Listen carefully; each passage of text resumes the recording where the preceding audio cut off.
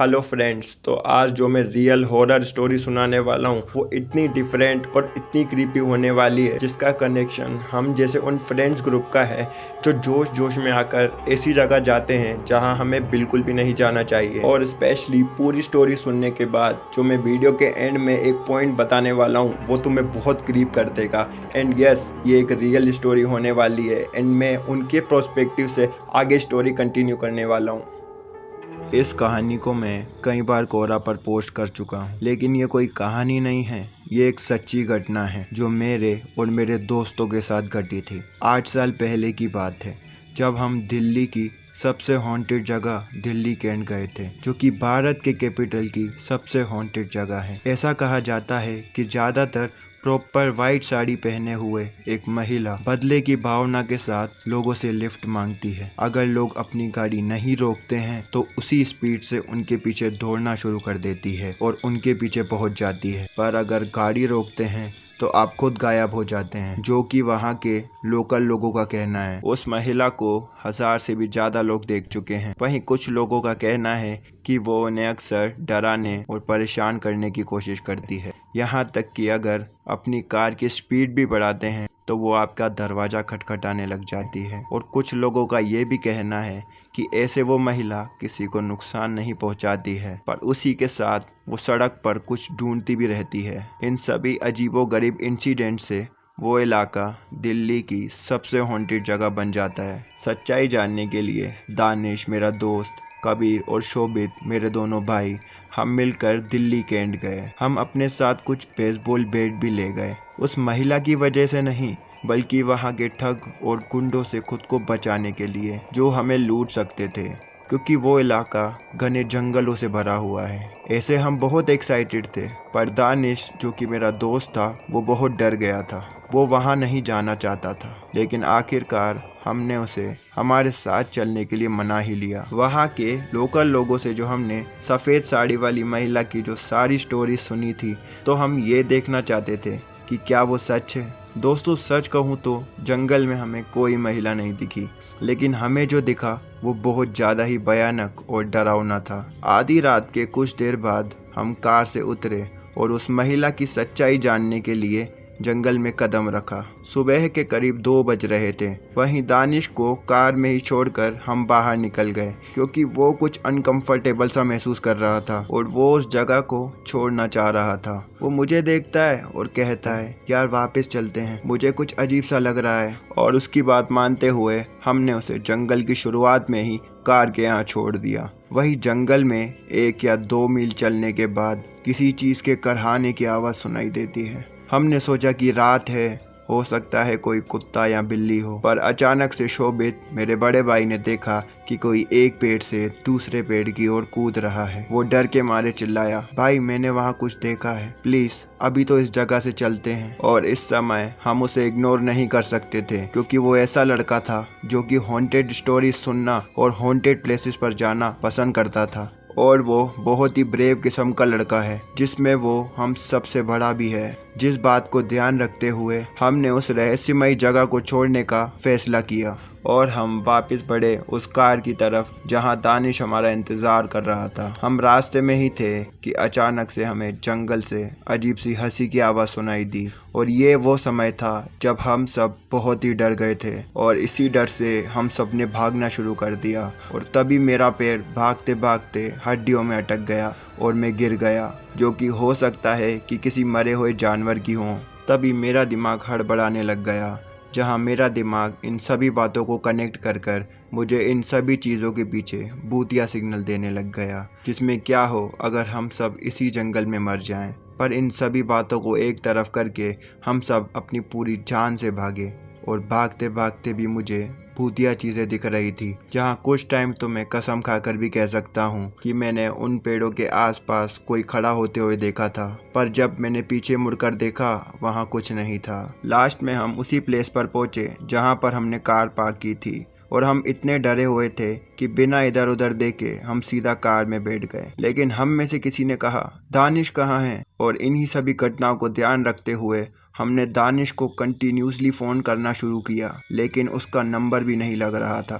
हो सकता है कि नेटवर्क का प्रॉब्लम हो। और ऐसे ही दिलासे में अपने मन को भी दिए जा रहा था कि सब कुछ ठीक है, पर अंदर ही अंदर मैं भी इस घटना से डरा हुआ था। तभी कबीर मेरे भाई ने बोला, मेरे फ़ोन के तो नेटवर्क आ रहे हैं। और दूसरे भाई ने भी यही कहा। हम सब कार में ही थे और दानिश और उन डरावनी चीज़ों के बारे में सोच रहे थे जो हमारे साथ हुई थी। हम डरे हुए थे और मुझे उन सब के चेहरों पर भी डर साफ दिख रहा था, खास करके शोभित के चेहरे पर, क्योंकि उसने एक पेड़ से दूसरे पेड़ पर कूदते हुए किसी को देखा था। और हम सब इतने डरे हुए थे कि हम सब ने कार को अंदर से लॉक कर दिया था और दानिश का इंतज़ार करने लगे। क्या ये डर हमें चोरों या लुटेरों का था, या उस महिला की कहानी हमारे दिमाग में घूम रही थी? फिर भी हमारी पहली प्रायोरिटी दानिश को ढूंढना था। 10 या 15 मिनट के बाद हमने देखा कि जंगल से एक आकृति हमारी ओर बढ़ रही थी और वो हमारे पास आ रही थी। अंधेरे के चक्कर में ठीक से दिख नहीं पा रहा था। हम अपने बेसबॉल की बैट को कसकर पकड़ लेते हैं और अटैक करने के लिए तैयार रहते हैं। तभी वहाँ से आवाज़ आती है, ये मैं हूँ। और ये दानिश था, जिसमें हम सब क्यूरियस होकर उससे पूछते हैं, तुम कहाँ थे? हम तुम्हें पिछले 15 मिनट से कॉल करने की कोशिश कर रहे थे, लेकिन तुम्हारा नंबर ही नहीं मिल रहा था। पर दानिश क्रीपी सी हंसी हंसते हुए बोला, मैं तो टॉयलेट करने गया था। जहाँ मेरे बड़े भाई ने ये बात काटते हुए बोला, चलो चलो सब गाड़ी में बैठो, अभी हमें जाना है। दानिश भी उसी क्रीपी सी स्माइल के साथ कार में बैठ गया। कुछ देर बाद कबीर मेरे भाई ने गाड़ी चलाते हुए बोला कि पागलों की तरह क्यों मुस्कुरा रहे हो? पर शोभित मेरे भाई ने उसका जवाब देते हुए बोला, मुझे भी नहीं पता। मैंने भी पूछा, तुम क्यों मुस्कुरा रहे हो? पर बात को आगे बढ़ाते हुए मैंने बोला, क्या तुम जानते हो हमारे साथ आज क्या हुआ? हमने जंगल में कुछ मिस्टीरियस सी आवाज़ें सुनी, पर दानिश का कोई रिस्पॉन्स नहीं आया। तो मैंने फिर पूछा कि तुम सुन रहे हो या नहीं? पर दानिश तो शांत और मुस्कुरा रहा था और लगातार जंगल की ओर देख रहा था। कुछ देर बाद हम मेन रोड की ओर पहुंचे, जहां हमें दूसरी गाड़ियां भी दिखाई देने लगी, जिससे हमें सेफ फील होने लगा। लेकिन दानिश अभी भी उन्हीं एक्सप्रेशंस के साथ खिड़की के बाहर देख रहा था। सुबह के 4 साढ़े 4 बज रहे थे। हमने शीशगंज गुरुद्वारे में कोयले वाली चाय पीने का फैसला किया। और जो दानिश इतनी देर से शांत बैठा था, वो ये बात सुनकर अचानक से चिल्लाया, नहीं, मैं वहाँ नहीं जाऊँगा, गाड़ी रोको और मुझे जाने दो।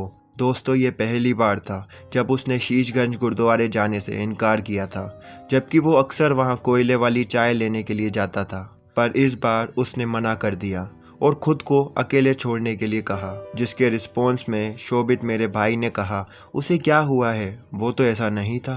पर इसी पर मैंने कहा कि वो कौन सी चीज़ थी जो एक पेड़ से दूसरे पेड़ पर छलांग लगा रही थी?